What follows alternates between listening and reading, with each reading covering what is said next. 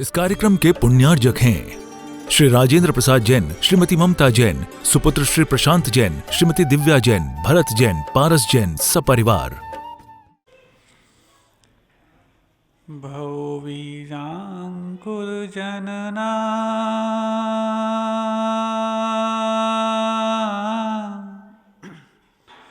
भौवीराङ्कुरजनना रागाद्या क्षयमुपागता यस्य ब्रह्मा वा विष्णुर्वा हरो जिनो वा नमस्तस्मै। जो विद्यादिसागर सुधी जो विद्यादिसागर सुधी गुरु हैं हितैषी शुद्धात्म में निरत नित्य हितोपदेशी वे पाप ग्रीष्म ऋतु में जल हैं सयाने पूजूं उन्हें सतत केवल ज्ञान पाने पूजूं उन्हें सतत केवल ज्ञान पाने। बोले देवादिदेव 1000 श्री प्रथम तीर्थंकर विश्वनाथ भगवान की, परम पूज्य आचार्य परमेष्ठी गुरुदेव श्री विद्या सागर जी महामुनि राज की, समस्त निर्यापक श्रमण मुनि राजों की, समस्त आत्मीय साधर्मी मुनि राजों की।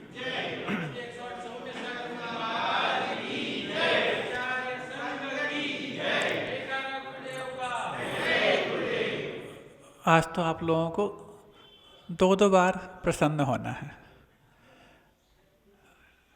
महाराज 2 बार कैसे? आप तो रोज बोलते थे कि मुस्कुराना है, एक ही बार बोलते थे, आज 2 बार क्यों?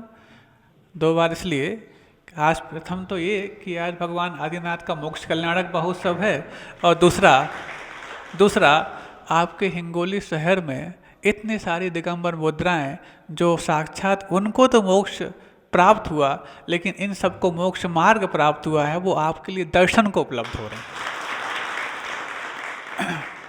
महापुरुषों का जीवन बंधुओं अद्भुत होता है। वो सिर्फ किसी महाकुल में पैदा हो जाते हैं इसलिए महापुरुष नहीं बन जाते, बल्कि महापुरुष जिस कुल में पैदा होते हैं वो कुल महाकुल अवश्य बन जाता है। ऐसे भगवान ऋषभदेव, हमने उनको नहीं देखा, हमने नहीं देखा भरत बाहुबली को, हमने नहीं देखा ब्राह्मी और सुंदरी को, हमने नहीं देखा नाभि राय को, अनंत वीर्य को। ये एक ही परिवार में एक सारे तीर्थंकर भी, चक्रवर्ती और कामदेव एक साथ हो गए। लगता है कुछ पहले भी ये भ्रष्टाचार चलता था, सारे पद एक ही परिवार में आ गए। आज तो संविधान में नियम है कि एक परिवार के लोग सारे पदों को नहीं लेना चाहिए, लेकिन वहाँ युग के आदि में ये गड़बड़ी चालू हो गई। तीर्थंकर, चक्रवर्ती, कामदेव सारे एक ही परिवार में हो गए। लेकिन ऐसा मत मानना कि ये उस समय हुआ था, आज भी कुछ ऐसा हुआ है। महाराज आज तो बिल्कुल संविधान की जो सुई है उसके ऊपर लटक जाएगी, नहीं तो फिर ऐसा हुआ तो हुआ है, आज भी हुआ ऐसा। सिर्फ तीर्थंकर आदिनाथ जो मोक्ष मार्ग पर आरूढ़ हुए, साथ में भरत और बाहुबली भी मोक्ष पर आरूढ़ हुए। और आपको ये भी ज्ञात होगा कि इस चतुर्थ काल में अथवा इस अवसर्पणी काल में सबसे पहला यदि मोक्ष का दरवाजा खोला तो अनंत वीर ने खोला। ऐसे वो अनंत वीर भी इन्हीं के परिवार के थे। अब सोचो, ये तो बिल्कुल घोर लगता है, कहीं ना कहीं हुआ है कुछ सेटिंग। बिना सेटिंग कैसे होता है क्या? प्रथम मोक्षगामी जीव भी उन्हीं के परिवार का, प्रथम चक्रवर्ती भी उन्हीं के परिवार का, प्रथम कामदेव भी और प्रथम तीर्थंकर, सब प्रथम वहीं। ऐसा क्यों? तो बंधु, ये सब लोगों का कहीं ना कहीं पूर्व में सामूहिक पुण्य का बंध इस प्रकार से किया गया कि वो फलीभूत होने के लिए इससे अच्छी जगह उनको कहीं नहीं मिली कि अयोध्या का नाभि राय का परिवार चुन लिया जाए और वहाँ पर सारी व्यवस्था व्यवस्थित हो जाए। क्यों? क्योंकि तृतीय काल का अंत चल रहा था, चौथा काल प्रारंभ भी नहीं हुआ था। ऐसे ही एक परिवार और है जिसने सारे वैभवशाली व्यक्तियों को अपने कुल में जन्म दिया, और वो भी सारे के सारे बिल्कुल भगवान आदिनाथ से यदि उनके कुल की तुलना की जाए तो बिल्कुल व्यवस्थित बैठती है। और यदि मैं जो कहने जा रहा हूँ उसमें आपको लगता है कि बात बिल्कुल आदिनाथ के मतलब की है और आप सबके मतलब की है, तो आपको अनुमोदना भी उसी टाइप की करनी चाहिए। सबसे पहले जिन्होंने आज वर्तमान में तीर्थंकर के समान अपनी धर्म ध्वजा पताका फहराई है और जिन शासन की प्रभावना इस पंचम काल में उससे बढ़ के हमें लगता है कोई कर पाया हो, हमारी दृष्टि में तो नहीं आया, ऐसे परम पूज्य आचार्य गुरुवर्षी विद्यासागर जी महाराज जो आज भगवान आदिनाथ के समान जिन्होंने युग के आदि में इस जिन शासन की पताका को फहराया था, ऐसे ही आज जीवंत आदिनाथ भगवान, जीवंत बड़े बाबा आचार्य गुरुवर्षी विद्यासागर जी महाराज हैं। वो बड़े बाबा तो कुंडलपुर में विराजमान हो गए, लेकिन जीवंत बड़े बाबा यदि कोई हैं तो गुरुदेव विद्यासागर जी महाराज। और भरत चक्रवर्ती जिन्होंने अंतर्मुख में अपना काम किया, बाहुबली जिन्होंने भरत चक्रवर्ती को भी अपने सामने क्या है वो बता दिया। ऐसे दोनों मोक्षगामी जीव, वो दोनों भी इन्हीं के अष्ट के परिवार में, समय सागर जी महाराज, परम पूज्य निर्यापक श्रवण प्रथम समय सागर जी महाराज और परम पूज्य निर्यापक श्रवण अद्वितीय योग सागर जी महाराज, ये भरत और बाहुबली के समान मोक्षगामी मोक्ष मार्ग पर चलने जा रहे हैं। और जबकि अनंत वीर भी, जिनको नाम हर व्यक्ति को नहीं आता, लेकिन प्रथम मोक्ष का यदि किसी ने दरवाजा खोला तो अनंत वीर ने खोला, और वो भी कारनामा कर दिखाया अष्ट के परिवार ने ही, जो प्रथम किसी गृहस्थ को, वो भी 82 वर्ष की उम्र में किसी को यदि मोक्ष मार्ग पर आने पर आरूढ़ होने का सौभाग्य मिला हो, वो भी गुरुदेव विद्यासागर जी महाराज के कर कमलों से, तो वो भी उत्कृष्ट सागर जी महाराज जो आपके महाराष्ट्र में हैं अभी वर्तमान में, वो भी अष्ट के परिवार से हैं। सोचो, इतना ही नहीं, इतने में भी सीमित नहीं हुआ पूरा। फिर उसके बाद नाभि राय और मरु देवी जो भी भगवान के माता पिता माने जाते हैं, वो भी उसी परिवार से, मुनिवर्षी मल्ली सागर जी महाराज और आरिका समयमती, ये भी अष्ट के परिवार से हो गए। इसके बावजूद भी काम मत समझना, अभी और ब्राह्मी और सुंदरी की बात रह गई थी। वो ब्राह्मी और सुंदरी जैसी बहनें भी शांता और सवर्णा बहन के रूप में, अब बताओ कहाँ से कमी रह जाती है कि भगवान आदिनाथ और आचार्य गुरुवर्षी विद्यासागर जी महाराज के परिवार की तुलना की जाए तो सारे के सारे महापुरुष एक साथ यदि किसी परिवार में यदि उत्पन्न हुए हैं तो वो अष्ट के परिवार सदलगा में उत्पन्न हुए, क्योंकि सारे के सारे महापुरुष युग के आदि में यदि किसी जगह पर उत्पन्न होते तो सर्वश्रेष्ठ परिवार उस समय यदि सामने आया तो नाभि राय का परिवार आया। और इस बात भी सबसे ज़्यादा महापुरुष किसी एक परिवार में यदि जन्म ले सकते हैं तो सबसे पवित्र परिवार यदि इस कर्म को समझ में आया होगा तो वो सारे के सारे अष्ट के परिवार में उत्पन्न हुए। ऐसा होता है महान पुरुषों का जीवन।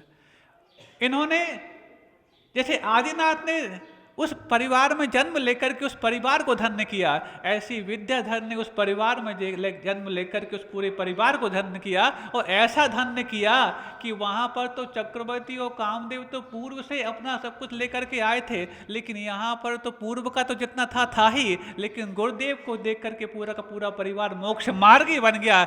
ये अपने आप में अद्भुत बात है।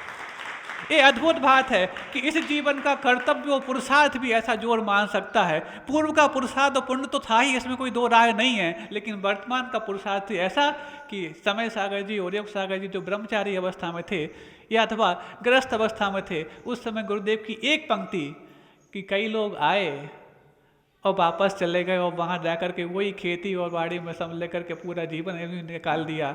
इतनी सी पंक्ति को सुन करके उनको वैराग हो गया। और सोचो, अरे सुनते हैं कि चक्रवर्ती भरत को अंतर्मुहूर्त में काम हो गया था।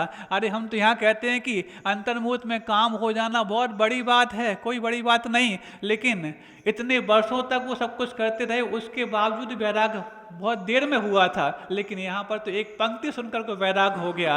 और 19 साल की उम्र में तो उन्होंने क्षुल्लक दीक्षा प्राप्त कर ली। कहाँ तो भरत चक्रवर्ती ने कितने वर्ष लगाए होंगे, ये तो उनसे भी बढ़ के निकले कि मुनि समय सागर जी महाराज और मुनि श्री योग सागर जी महाराज, इन्होंने 19 वर्ष की अल्प वय में भी पिच्छिका को प्राप्त कर लिया। सोचो कैसा अद्भुत वैराग रहा होगा, कैसा अद्भुत पुरुषार्थ रहा होगा। जिस समय चेहरे पर दाढ़ी और मूछ भी नहीं फूटती हो, उस वक्त तुम्हारे यदि जीवन में वैराग फूट गया हो तो कैसा अद्भुत पुरुषार्थ है। सोचो, ये सिर्फ मात्र ऐसे ही महापुरुषों की संगति और ऐसे ही महापुरुषों के परिवार में जन्म लेने का परिणाम है जो आज इस रूप में सामने आया। आज चूंकि भगवान आदिनाथ का मोक्ष कल्याणक महोत्सव है, मोक्ष की बात कर लें क्योंकि समय भी आपने, और ये जो आपने धारणा और पारणा की बात कह दी, अनंत काल हो गए धारणा करते करते और पारणा करते करते। ये धारणा और पारणा में ज़्यादा विश्वास मत करना, लेकिन सही पारणा है तो वो जिसके बाद पार होना शेष ना रहे, इसी का नाम पारना है। हाँ, तो सुनो, आप लोगों ने कभी यदि शिखर जी की यात्रा की हो सम्मिश्र शिखर की, गए हैं कभी? सभी लोग गए होंगे जहाँ तक उम्मीद है। और यदि ठंडी का मौसम है या ये मौसम है, सुबह सुबह आप चढ़ते हैं प्रत्युष वेला में, और जैसे ही चढ़ते हैं तो चढ़ते वक्त तो कंबल, शॉल, स्वेटर जो जो कुछ होता है और एक लाठी। मैं उस वक्त की बात बता रहा हूँ जब मैं अपने उस वक्त उस जीवन में गया था। अब तो पहले जैसी रोड नहीं थी, आज जैसी रोड उस समय नहीं थी, मिट्टी की वो पगडंडियाँ हुआ करती थी, तो साथ में एक लाठी भी लेके जाते थे। तो लाठी है, और यदि उजाला ढंग से नहीं हुआ है तो आप लोग एक टॉर्च लेकर भी जाते हैं। टॉर्च का वजन, लाठी का वजन, इतने सारे कपड़ों का वजन, मफलर है, कैप है, स्वेटर है, ऊपर से शॉल है, ये सब कुछ साजो सामान लेकर के शिखर जी की यात्रा चढ़ते हैं।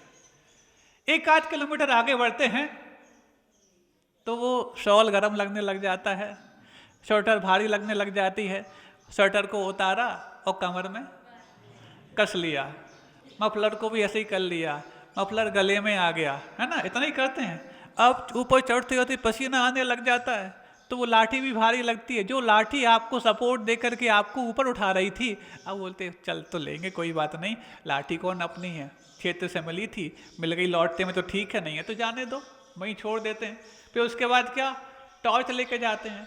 अरे टॉर्च भी अब उजाला तो होने को है, चाइना मेड वैसी टॉर्च है, लौटते में आके देख लेंगे, यहीं छोड़ो, मिल गई तो ठीक है, नहीं है तो चाइना मेड सस्ती तो है। ऐसे एक एक करते एक एक साजो सामान आप उतारते हैं तो शिखर जी की यात्रा आपको थोड़ी सुकून भरी लगती है। अब जब शिखर जी जैसे पहाड़ को चढ़ने के लिए भी आपको एक एक चीज़ उतारने में सहूलियत होती है, और मोक्ष की यात्रा करने जाओ और पूरा पूरा ओढ़े रहो, कैसे संभव है? अरे उतारना पड़ेगा तब जाकर के यात्रा सही रूप में हो पाएगी। आप सबकी, आपके ऊपर जितना बोझ है, भार है, वो धीरे धीरे निर्भर हो पाए, और निर्भर होने के बाद यदि कहीं अच्छी जगह लगाना हो तो वहाँ लगा देना जहाँ पर निर्भर होने वाले जो साधु हैं उनके आने की संभावना होगी, जिसका नाम संत निवास है। प्रतिदिन उस संत निवास के स्थान पर जाकर के एक कायोत्सर्ग करके आना है जब तक वो पूरा न बन जाए। कर सकते हैं इतना सा, आधा मिनट 1 मिनट का काम है मात्र, इसमें कुछ पैसा भी नहीं लगेगा। और यदि इस कार्य को आप सब ने कर लिया तो अभी तक की आने वाली जितनी बाधाएं थीं उन सब से, हालांकि बाधाएं सब समाप्त हो ही गई, सबके मन भी निर्मल हो गए, हिसाब किताब भी निर्मल हो गया था ही, वो तो आपके सामने आ गया। और अब इस कार्य को प्रगति और सुचारू रूप से आप गति प्रदान करें, इसके लिए सिर्फ एक कायोत्सर्ग उस स्थान पर जाकर करके आना है। इससे 2 फायदे होंगे, अनावश्यक जो व्यवधान आते हैं वो भी नहीं आ पाएंगे, और दूसरा वहाँ की वर्गणाएँ भी पवित्र होंगी। साधु तो आते ही हैं, यूँ तो गुरुदेव ने वहाँ आकर के उस पूरे वातावरण को, आभमंडल को पवित्र कर ही दिया है, लेकिन आप सबकी भी भावनाएँ उस कार्य से जुड़ें जिससे समाज में भी एक समरसता आए और आप लोगों के लिए भी अपना लक्ष्य जल्दी प्राप्त हो सके। ये काम करेंगे सभी लोग? हाथ उठाएं। अच्छा, कितने लोग करेंगे? जब आप यहाँ पर हैं उस समय एक कायोत्सर्ग करके मात्र वहाँ पर आना है, इतना ही अब आशीर्वाद है। जितने भी आप लोग बैठे हैं हालांकि बहुत समय है नहीं उसको बनने में, कितना 2-5-6 महीने में जितना अधिक से अधिक लगेगा, तब तक के लिए किसी वस्तु का त्याग कर दो जब तक हमारा संतनवास पूरा नहीं बन जाता। हम बताएं एक ऐसी वस्तु जिसका नाम जो सब कर सकते हैं, कर पाओगे? ऐसा कर लो, चीकू का त्याग कर सकते। चीकू होता ना फल, वैसे भी बहुत डेली नहीं खाते, उसको कभी कभार खाना होता है, और 5-6 महीने में कितने बार खा पाओगे? मुश्किल से कर सकते हो। हाथ उठाओ, कितने लोग कर सकते हैं? बहुत अच्छा। ये 2 काम आपको करना है, अहिंसा परमो धर्म की। इस कार्यक्रम के पुण्यार्जक थे श्री राजेंद्र प्रसाद जैन, श्रीमती ममता जैन, सुपुत्र श्री प्रशांत जैन, श्रीमती दिव्या जैन, भरत जैन, पारस जैन, सपरिवार।